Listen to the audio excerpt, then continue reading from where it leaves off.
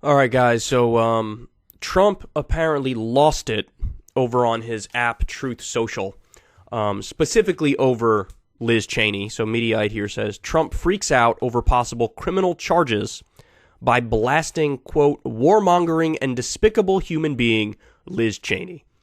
So, look, it is indeed true that Liz Cheney is a warmonger, and she's a despicable human being, but not for the reason that he thinks.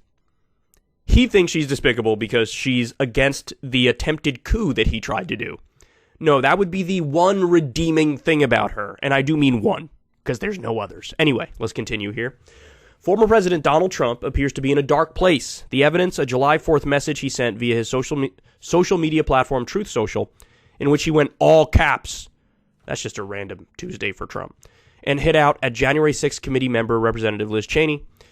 Trump delights in insulting his political foes, but for this Independence Day salvo appears next level, even for him. Opening with despicable human being Liz Cheney, the 45th president quickly revealed why he is so upset. So here, let me read you. This is what he wrote himself. Warmongering and despicable human being Liz Cheney, who is hated by the great people of Wyoming, down 35, keeps saying over and over again that her fake unselect committee may recommend criminal charges against a president of the United States who got more than any sitting president in history. Even the Dems didn't know what she was talking about. Why doesn't she press charges instead against those that cheated on the election or those that didn't properly protect the Capitol? Okay, all right, where do I begin with this? I love the implication here that you can't criminally charge me because I got a lot of votes. Hey, Don, that's not how it works. Justice is supposed to be blind. You're supposed to have accountability no matter what your social status is, no matter, that stuff's not supposed to play into it. But this is the most elitist mindset ever. You can't criminally charge me. I'm really popular. Jesus. Of course, the idea, press charges on those who cheated the election, but that's the point. Nobody cheated the election. Nobody did.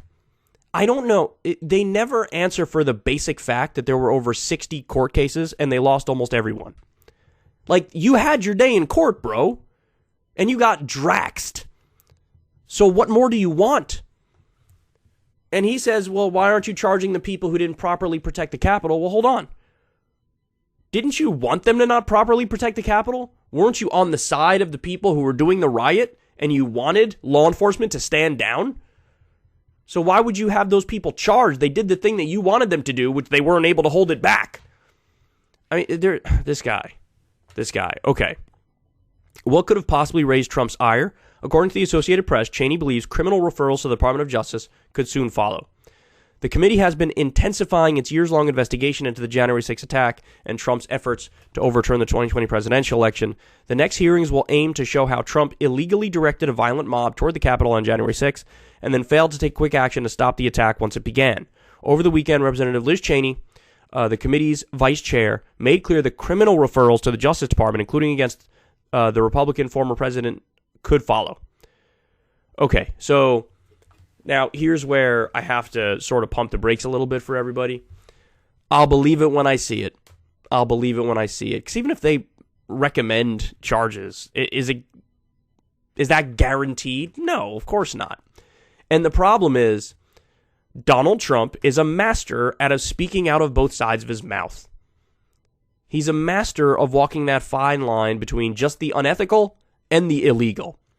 And the question is, did he give himself enough legal cover with his Weasley doublespeak to get out of any accountability? And the answer is he probably did.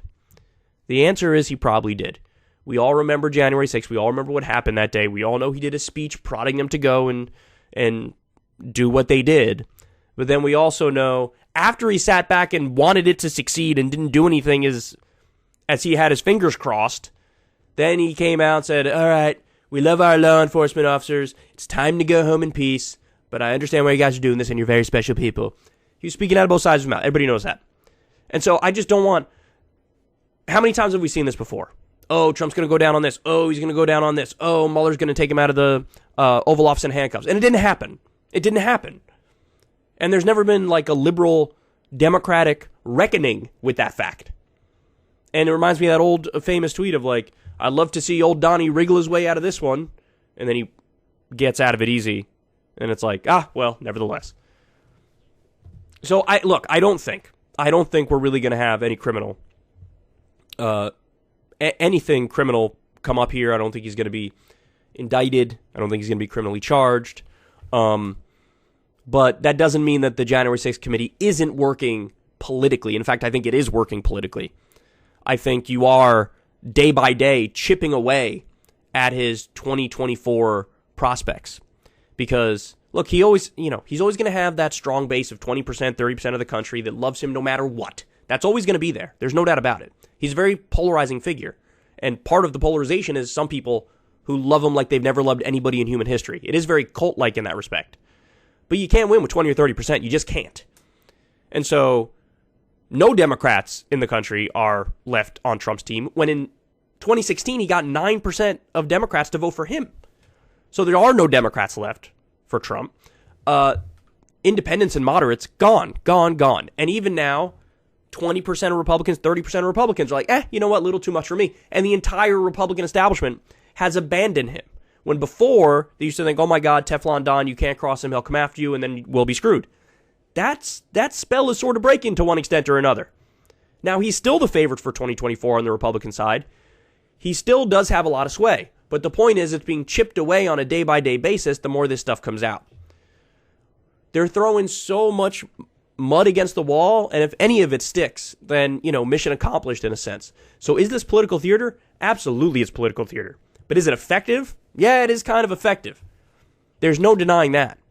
And look, I will say, to contradict myself here, the fact that he's melting down as severely as he is leads me to believe that maybe he thinks, I don't know, maybe there will be indictments. Maybe there will be some criminal charges. Look, I always thought if there were going to be charges against Trump, it definitely wouldn't come as a result of the January 6th stuff. I would have guessed it would have been for his standard business fraud practices. The stuff, the New York Attorney General going after him. He's done tax evasion. He's done fraud. He was already guilty with Trump University. He had to pay out millions of dollars because it was a scam university, effectively. And there's other things, too.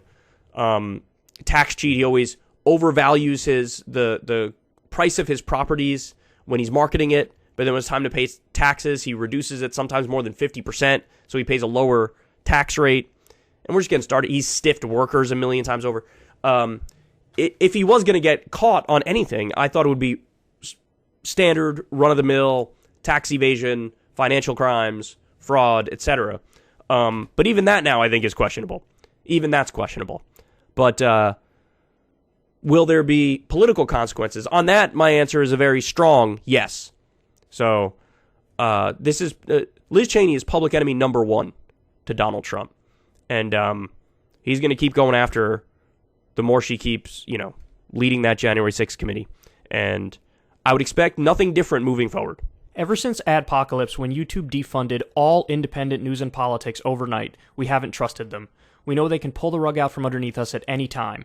If you enjoy this content, please consider tipping $1 or $2 per month on the Secular Talk Patreon. Link in the video description box below. Thanks for your support.